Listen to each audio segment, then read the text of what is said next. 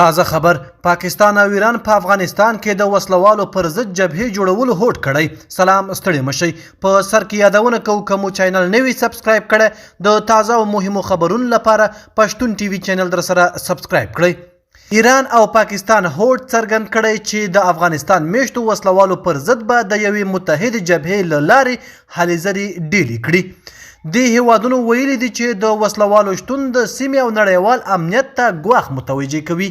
پاکستان ته د ایران د صدر ابراهیم رئیسي د 3 ورځني سفر په پای کې د دواړو هیوادونو مشرانو په یوې ګډې اعلامیه کې په افغانستان کې د ترهګرو ډلو د شتون او له ګواښونو په اړه خبرداری ورکړی دی.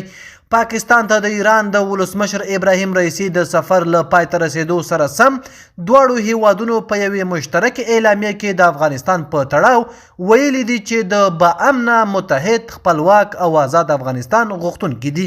پاکستان او ایران چې په تیرو 20 کلونو کې د ترهګرو ډلو کوربه وو او له هغه ځایه د افغانستان خلاف ترهګریز فعالیتونه کول، اوس په دې اعلامیه کې ادعا کړې چې د طالبانو تر حاکمیت لاندې افغانستان کې د ترهګرو ډلو موجودیت او ترې د نشهیي توکو قاچاق د سیمې او نړۍ امنیت ته جدي ګواښ دی.